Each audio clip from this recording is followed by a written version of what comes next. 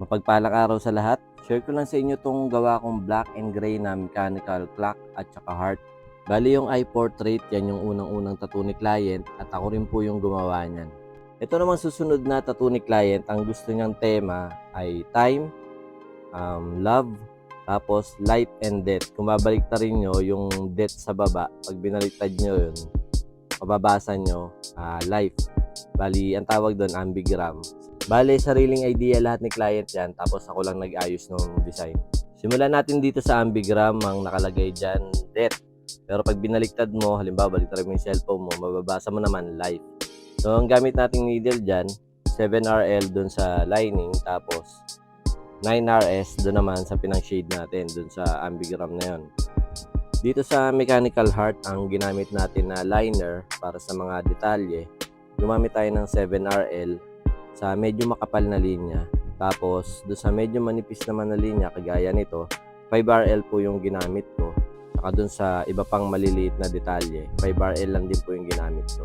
Yung ipang shade naman natin dito, gamit natin dito, 9RS, 9 Magnum, at saka 15 Magnum.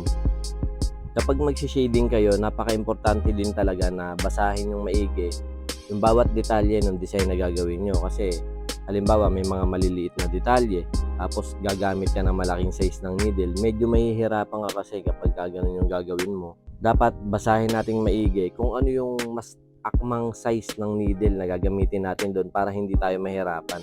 Kasi pagka halimbawa maliit nga yung detail, tapos ang shader na gagamitin mo malaking size, medyo mahihirapan tayo. Kasi pwedeng lumagpas kapag medyo maliit yung detalye, tapos pinilit natin pagkasyahin yung malaking size ng needle, pwede tayong lumagpas kapag ganun. Imbis na hindi mo kailangang ma-shade yung labas na part ng isang detalye, madadamay sa pag-shade mo kasi hindi sakto yung size ng needle na ginamit mo.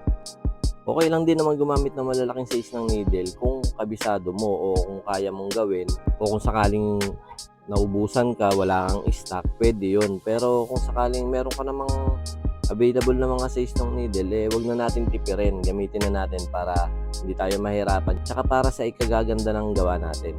So, ang timpla nga pala natin dito ng black and gray natin, kagaya pa rin ng dati dun sa mga nauna kong mga tutorial video, 3 large ink caps, yung una solid black, yung pangalawa 9 drops, tapos pupunuin ko lang siya ng solution.